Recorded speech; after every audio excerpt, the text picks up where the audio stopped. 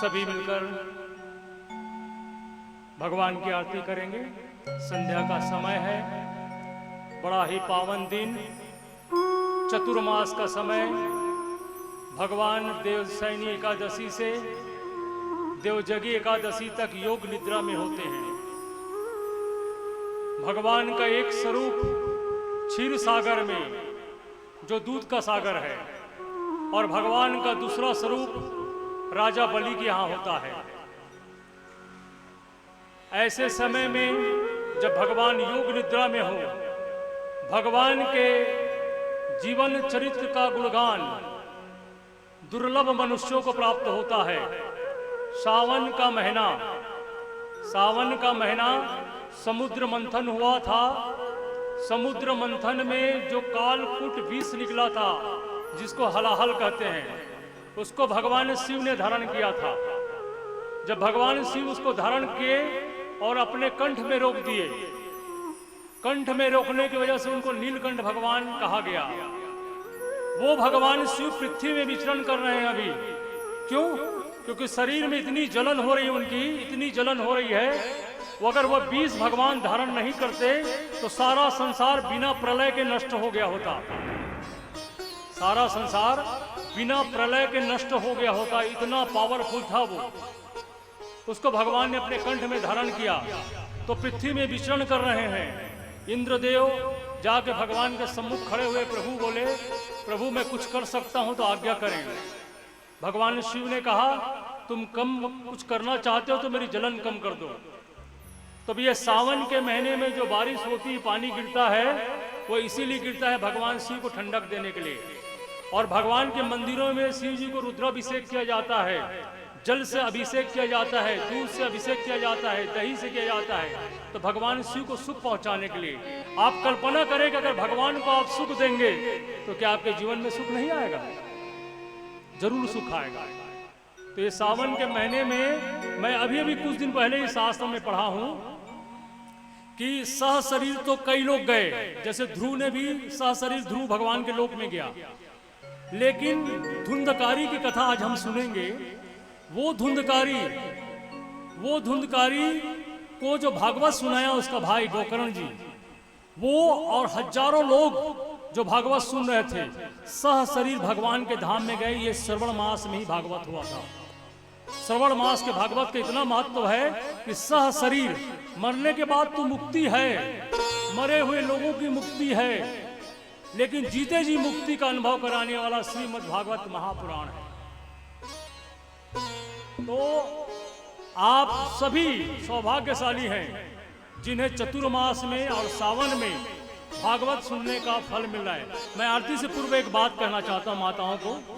माताएं यहाँ बहुत बैठी हुई हैं। ब्रह्म हत्या लगभग माताओं के जीवन में होता है, लगभग माताओं के जीवन में। ऐसी कोई माता नहीं होती जिसके जीवन में ब्रह्म हत्या ना हो। भ्रूण हत्या ब्रह्म हत्या का ही स्वरूप है और जाने अनजाने होता है। तो जो 7 दिन श्रीमद् भागवत महापुराण की कथा सुनते हैं, वो ब्रह्म हत्या के पाप से मुक्त हो जाते हैं। नहीं तो बार बार जन्मना मरना पड़ता है। कोई जरूरी नहीं कि मनुष्य शरीर लेकर आए, कोई भी योनि में जा सकते हैं। तो अगर मनुष्य योनि में आए और अच्छे लोगों को प्राप्त करें तो बहुत सुंदर अवसर है। साधुवाद है कश्यप परिवार को, जिनके हृदय में 21 पीढ़ी तारने का ये सुंदर सौभाग्य प्राप्त हुआ है। आइए, मन में बसाकर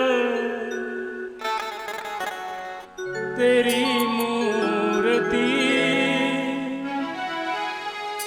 उतारूं मैं गिरधर तेरी आरती।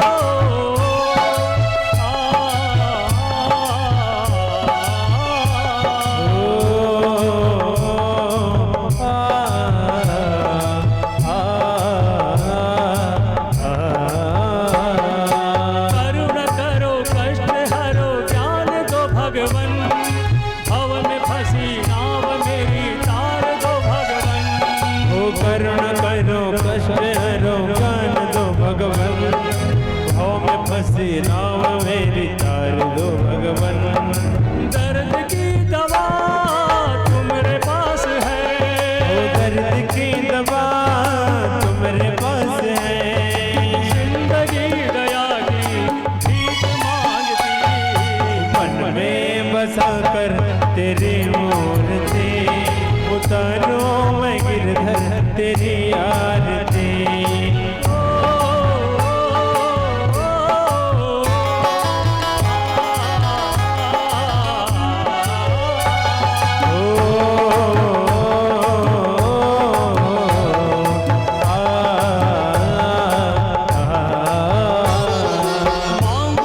क्या यही सोचूं भगवन, जिंदगी जब तेरे नाम कर दी अर्पण।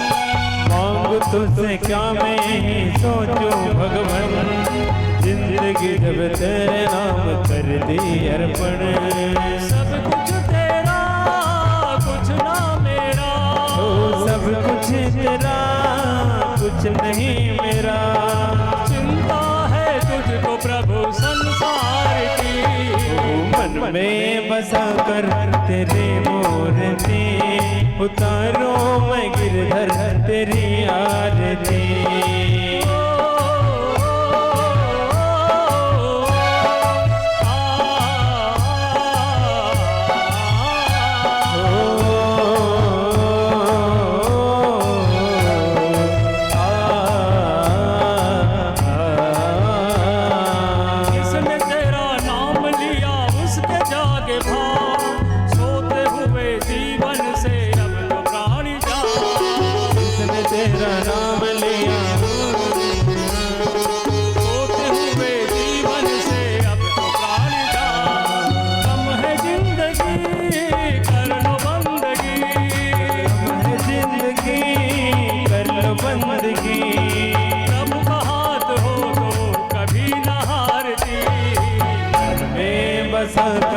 तेरी मूर्ति उतारो मैं गिरधर तेरी आरती।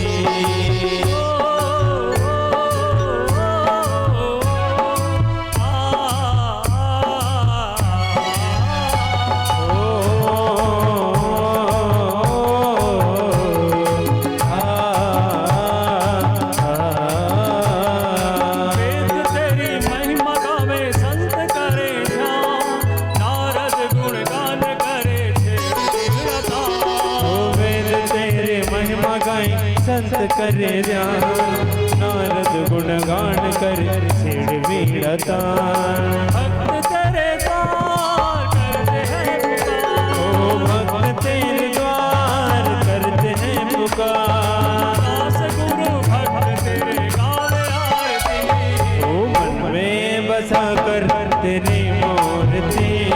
उतारो मैं गिरधर तेरी आरती।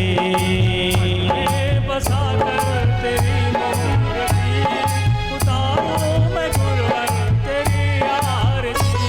ओ मन में बसा कर तेरी मूर्ति। उतारो मैं गिरधर तेरी आरती।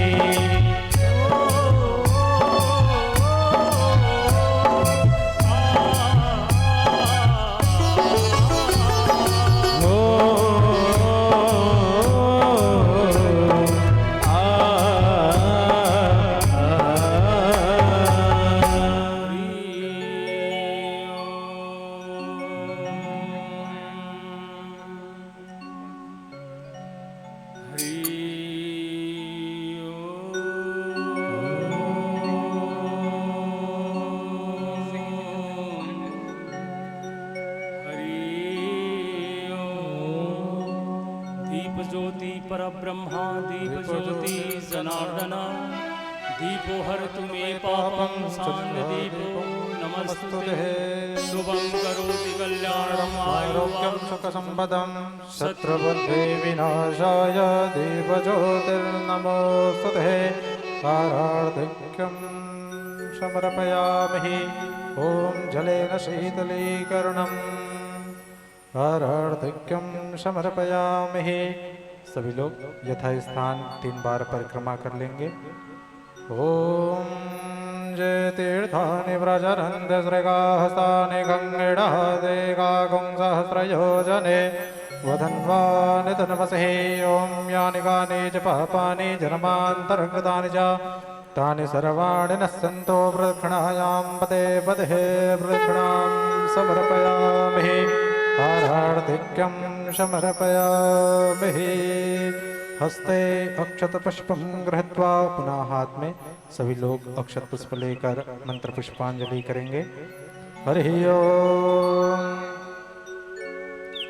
ओम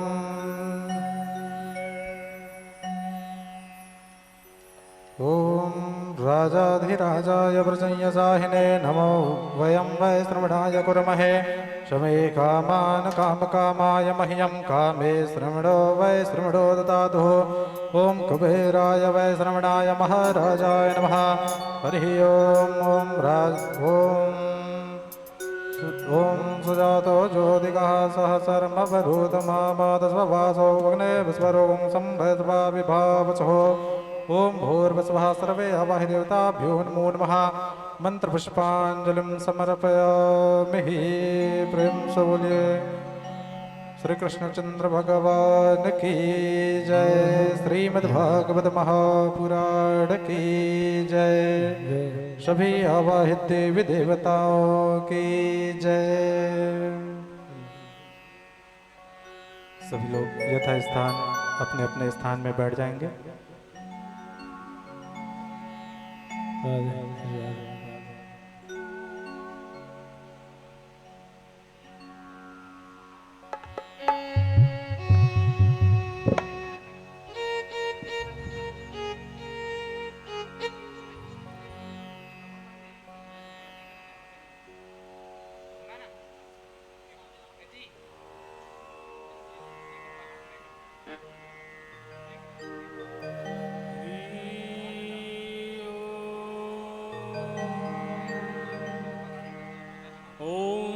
गं गं गणपते नमः।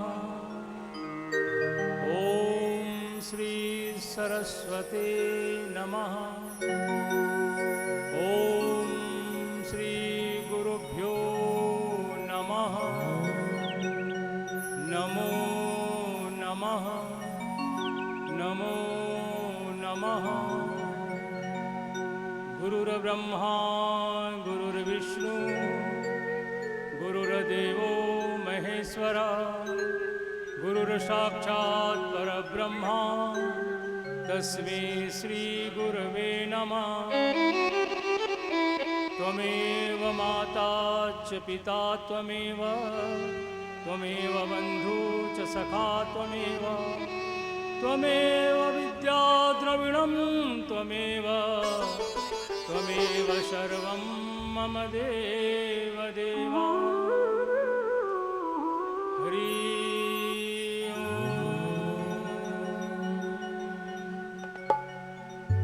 हरि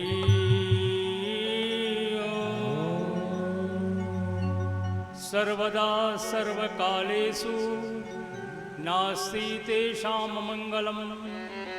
येषां हृदयस्थ भगवान् मंगलाय तनो हरि। नित्य उत्सव भवेत् तेषां नित्यश्री नित्यमङ्गलम्। येषां हृदयस्थ भगवान् मंगलाय तनो हरि। मंगलाय तनो हरि। श्रीमद् भागवत महापुराण के श्रोता भागवत जी में ऐसा उल्लेख आया है, श्रीमद् भागवतम पुण्यम आयु आरोग्य पुष्टिदम स्वर्णात् पठनात् अपि सर्व पापे प्रमुच्यते। जो भागवत की कथा करते हैं, करवाते हैं, सुनते हैं, सुनवाते हैं और सुनने सुनाने में भागीदार होते हैं, पूज्य बापू जी कहते हैं वह इस धरती के देव होते हैं। श्रीमद् भागवत की कथा साधारण नहीं है। किसी ने पूछा कैसे? भागवतम प्रत्यक्षम कृष्ण। भागवत जी साक्षात भगवान कृष्ण विराजमान है व्यासपीठ पे। जब भगवान स्वधाम गमन कर रहे थे आज से 5146 वर्ष पहले, द्वापर युग में। तो उद्धव जी ने पूछा कि प्रभु आप तो जा रहे हैं, तो इस कलयुग, घोर कलयुग आने वाला है आपके जाने के बाद, तो प्रभु धर्म की रक्षा कौन करेगा? भगवान ने कहा कि अब मैं मनुष्य शरीर छोड़ के जा रहा हूं, लेकिन अब मैं शास्त्र रूप में प्रकट होऊंगा, शब्द रूप में प्रकट होऊंगा। श्रीमद् भागवत महापुराण भगवान की वाग्मयी छवि है, भगवान स्वयं है, इसके रचयिता भी भगवान है। वेद व्यास जी भगवान के 24 अवतारों में एक अवतार है, 24 अवतारों में एक अवतार। जब भागवत की कथा शुरू होती है, भागवत की कथा 7 दिन की होती है। ये 8वां दिन है, पहला दिन जिसमें महात्म बताया जाता है, ये भगवान की कथा में शामिल नहीं है। भागवत जी क्या है उसके बारे में बताया जा रहा है, और भागवत सुनने से क्या फल मिलता है, और किसके माध्यम से भागवत सुना जाता है। बड़े ध्यान से एक शब्द सुनिएगा। एक ऐसी जगह आप सबको ले जा रहा हूं जहां पर कलयुग का प्रवेश नहीं होता, कलयुग का प्रवेश नहीं होता। वो जगह है नैमिषारण्य।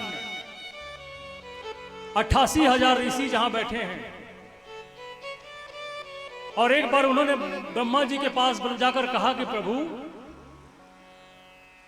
आप जानते हैं कि कलयुग प्रवेश करने वाला है, तो भगवान ऐसी कोई जगह बताएं जहां हम जब तब ध्यान यज्ञ कर सकें, कथा कर सकें, कथा सुन सकें, और कोई विघ्न ना आए। क्योंकि प्रभु विघ्न आएगा तो कथा सुन नहीं पाएंगे। ब्रह्मा जी ने भगवान नारायण से प्रार्थना की, भगवान नारायण का सुदर्शन चक्र जिस जगह पे गिरा वही नैमिषारण्य है, वहां कलयुग का प्रवेश नहीं होता, कलयुग का प्रवेश नहीं होता। कथा बहुत विस्तृत है, आज समय भी ज्यादा हो गया है, आप लोगों का काम भी बहुत ज्यादा था, लेकिन कुछ ऐसी बात बताऊंगा कि हम इस 7 दिन में ज्ञान, भक्ति और वैराग्य को हृदय में धारण करेंगे। भगवान को पाने का सिर्फ यही 3 साधन है, 3 साधन है, ज्ञान, भक्ति और वैराग्य। और इसी को स्थापन करने के लिए हमारे जो कश्यप परिवार हैं, उन्होंने श्रीमद् भागवत महापुराण का ज्ञान सप्ताह यज्ञ करवाया है। अपने पितरों को तारने के लिए, अपने पूर्वजों को सद्गति देने के लिए, अपने घर में हरि भक्ति बनी रहे, इसलिए श्रीमद् भागवत महापुराण की कथा हो रही है। इस कथा में 88,000 ऋषि एक तरफ बैठे हैं। सूत जी महाराज आए। सूत जी कौन है? वेद व्यास जी के शिष्य हैं। जब सुखदेव मुनि को भागवत सुना, देखिए पहले, सबसे पहले यह सुनिए कि भागवत सबसे पहले किसने किसको सुनाया। सबसे पहले भगवान नारायण ने श्रीमद् भागवत महापुराण ब्रह्मा जी को सुनाया। ब्रह्मा जी ने अपने मानस पुत्र नारद जी को सुनाया।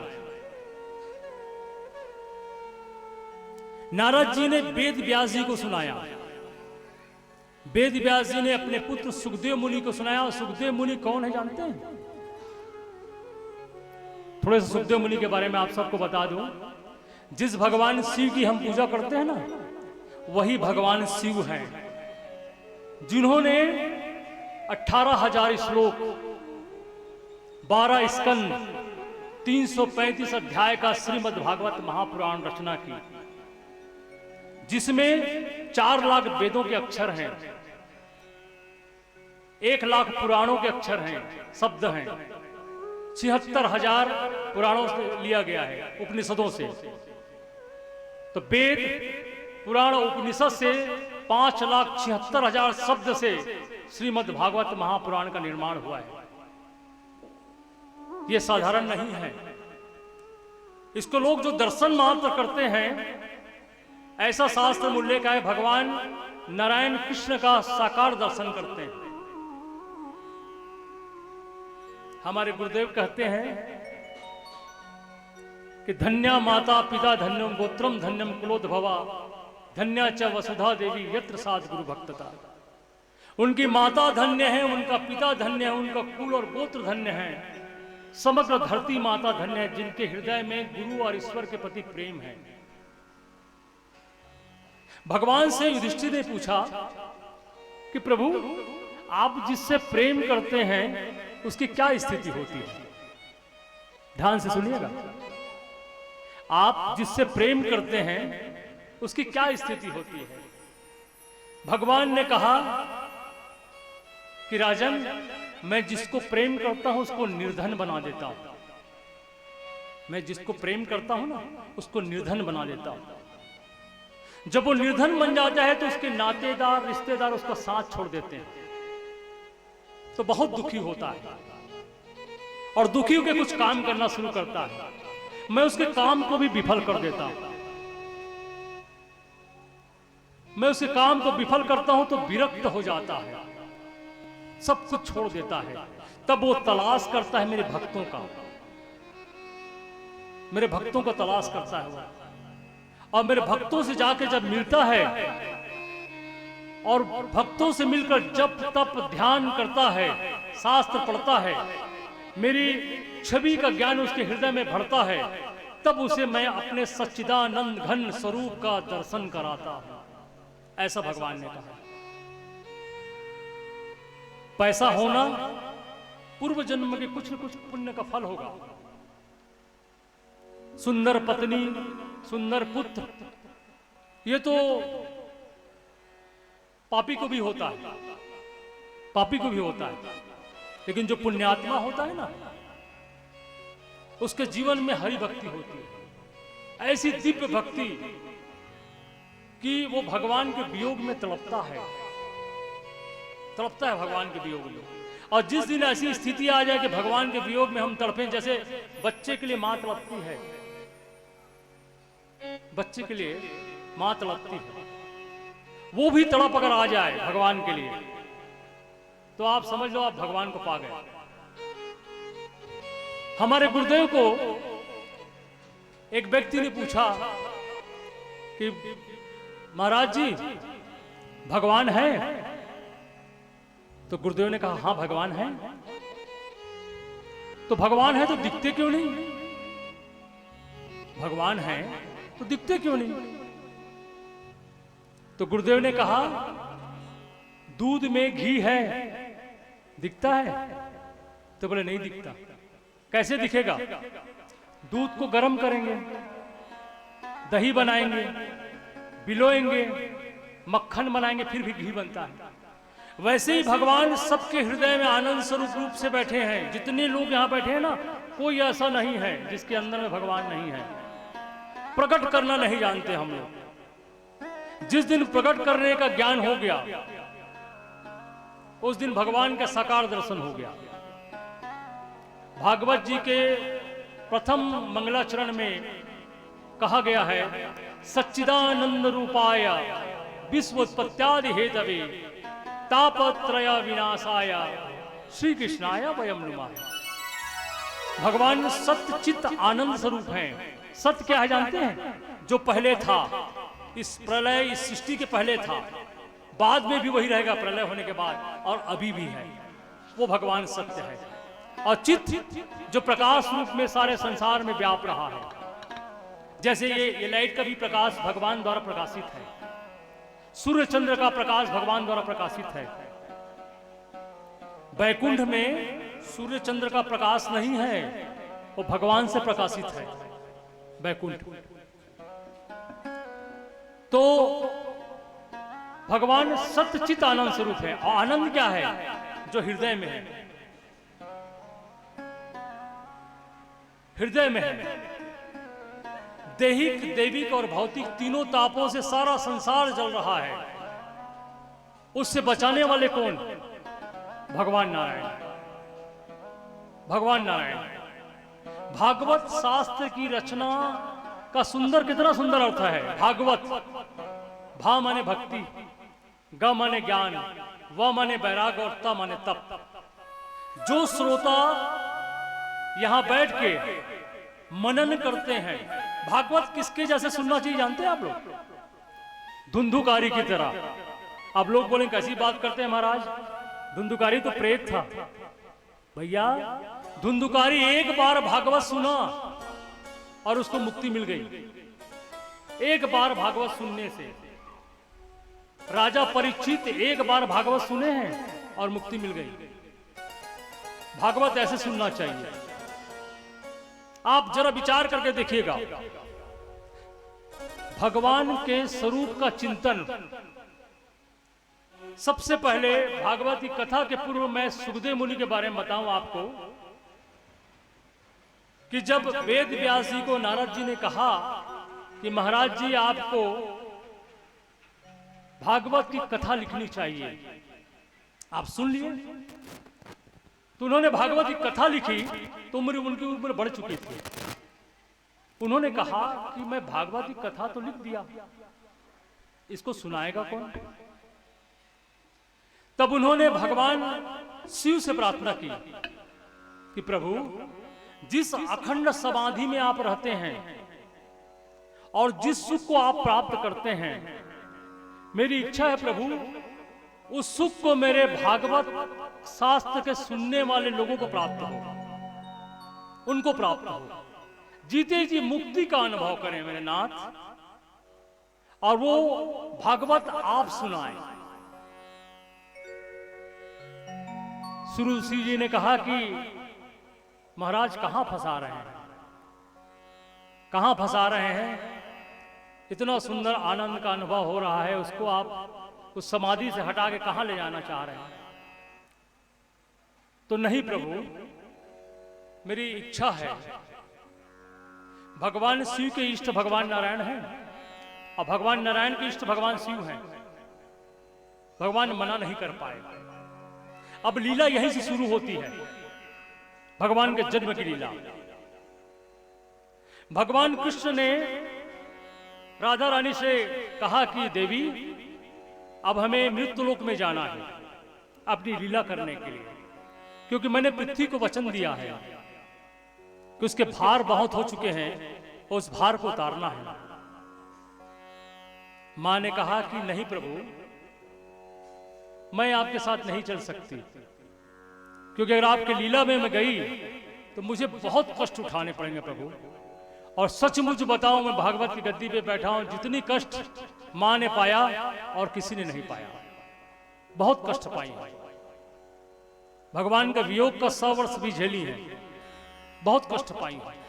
भगवान तो बोल के गए थे, जब गोकुल से मथुरा गए तो बोल के गए थे कि मैं परसों आऊंगा, परसों आऊंगा।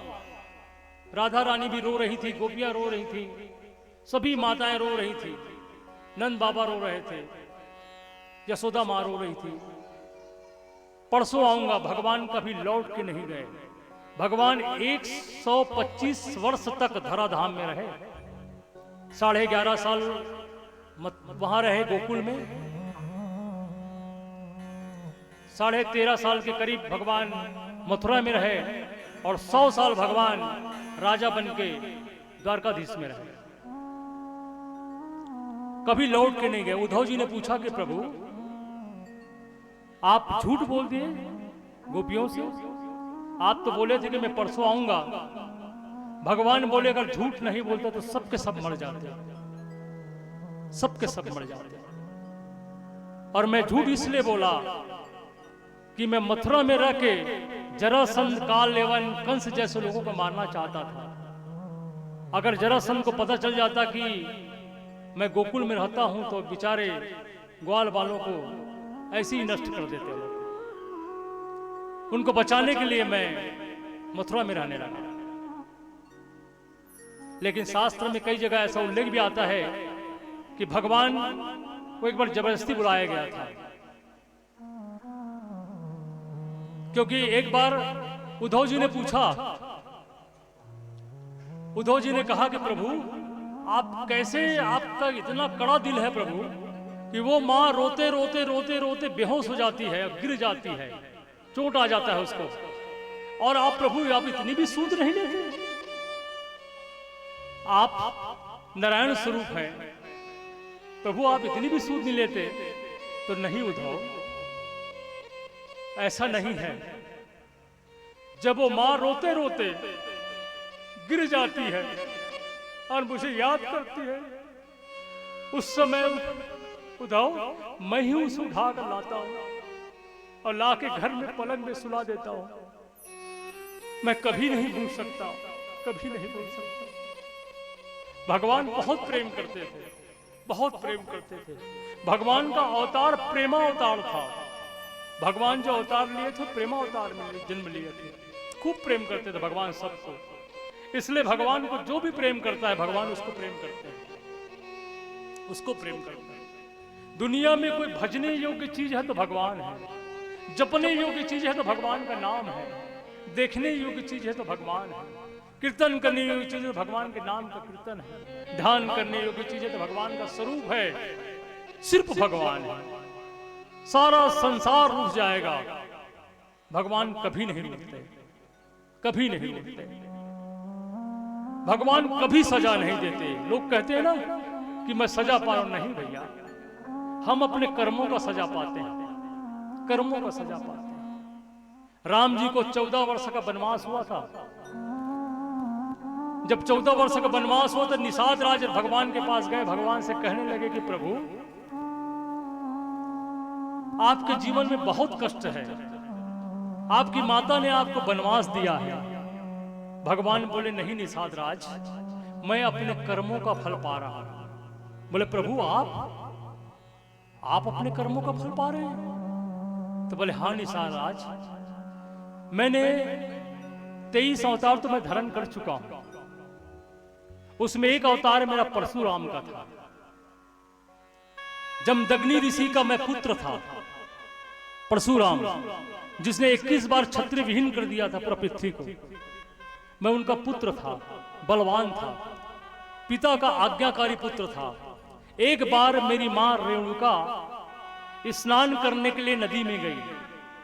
कुछ लोग नृत्य कर रहे थे, नृत्य करते करते मेरी मां देखते देखते लेट हो गई।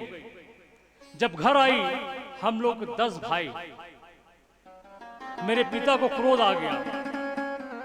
मेरे पिता ने कहा अपने और पुत्रों को मुझे छोड़कर कि अपनी मां की हत्या कर दो।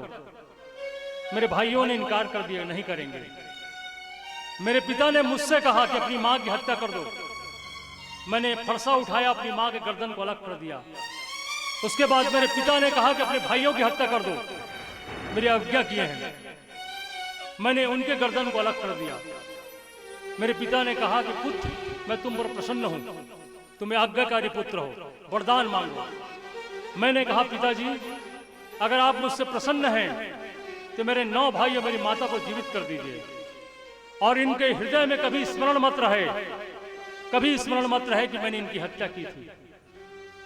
तथास्तु बोले उन्होंने, वो सबके सब जीवित हो उठे। बोले वही रेणुका मेरी मां कैकेयी बन के आई थी, कैकेयी बन के आई और उसने मुझे 14 साल का वनवास दिया। वो जानती नहीं है कि मैं उनका पुत्र था, कभी वो नहीं जानती।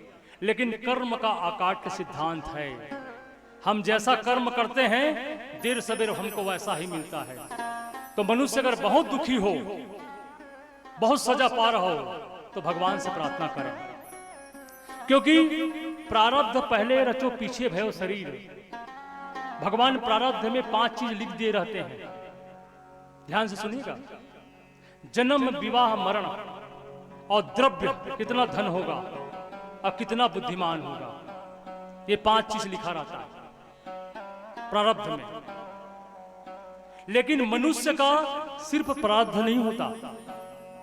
हमारे गुरु जी कहते हैं पुरुषार्थ से परिस्थिति और भाग्य को बदला जा सकता है। कई शिष्यों के जीवन में ऐसा देखा गया है, कई शिष्यों के जीवन में, कि उनका कठिन प्रारब्ध था, बाद में वो प्रारब्ध बदल गया। ये सिर्फ गुरु के हेतु की कृपा से होता है। जानवर का सिर्फ प्रारब्ध होता है, क्योंकि उसके पास कर्म नहीं होता। मनुष्य के पास कर्म भी होता है, प्रारब्ध भी होता है। अपने कर्म से अपने प्रारब्ध को बदल सकता है, अपने कर्म से। तो मनुष्य को सतत इस कार्य को करते रहना चाहिए कि मैं अपने जीवन को कैसे सुधारूं, चिंतन करना चाहिए। एकांत में जब बैठे तो चिंतन करें, एकांत में बैठे चिंतन करें। तो हम नैमिषारण्य के उस जगह चलते हैं जहां चक्र गिरा था। वहां पे सूत जी से 6 प्रश्न किया गया। बहुत बढ़िया प्रश्न, आप ध्यान से सुनिएगा, आपके जीवन के लिए है। 88,000 ऋषियों के प्रमुख हैं सौनक जी। उन्होंने सूत जी से कहा कि प्रभु, आप करोड़ों सूर्य के समान हैं, आप हमारे अज्ञान रूपी अंधकार को नष्ट करने के लिए आए हैं। प्रभु, आप भगवान की ऐसी कथा करें जिससे हमारे हृदय में ज्ञान, भक्ति और वैराग्य का विकास हो, स्थापन हो। और जिसके जीवन में ज्ञान, भक्ति और वैराग्य आएगा तो भगवान स्वयं उसके हृदय में विराजमान हो जाते हैं, स्वयं हो जाते हैं, भगवान को बुलाना नहीं पड़ता। राधे कृष्ण कृष्ण कृष्ण राधे राधे, राधे श्यामा श्याम श्यामा राधे राधे। राधे कृष्ण कृष्ण कृष्ण राधे राधे, राधे श्याम श्याम श्याम राधे राधे। राधे कृष्ण कृष्ण कृष्ण कृष्ण राधे राधे, राधे श्याम श्याम श्याम राधे राधे। राधे कृष्ण कृष्ण कृष्ण राधे राधे, राधे श्याम श्याम श्याम राधे राधे। राधे कृष्ण सभी गाइए। कृष्ण राधे राधे, राधे श्याम श्याम श्याम राधे राधे। राधे कृष्ण कृष्ण कृष्ण राधे राधे, राधे श्याम श्याम श्याम राधे राधे। राधे कृष्ण कृष्ण कृष्ण राधे राधे, राधे श्याम श्याम श्याम राधे राधे। राधे कृष्ण कृष्ण कृष्ण राधे राधे, राधे श्याम श्याम श्याम राधे राधे। राधे कृष्ण कृष्ण कृष्ण राधे राधे, राधे श्याम श्याम श्याम राधे राधे राधे। राधे कृष्ण कृष्ण कृष्ण राधे राधे, श्याम राधे श्याम श्याम राधे राधे। राधे कृष्ण कृष्ण कृष्ण हरि जो पाप राधे श्याम राधे। जीवन में और तेज और माधुर्य भर दे, ऐसे हरि साथ जा रहे हैं। राधे कृष्ण कृष्ण कृष्ण राधे राधे, राधे श्याम श्याम श्याम राधे राधे। राधे कृष्ण कृष्ण कृष्ण राधे राधे, राधे श्याम श्याम श्याम राधे राधे।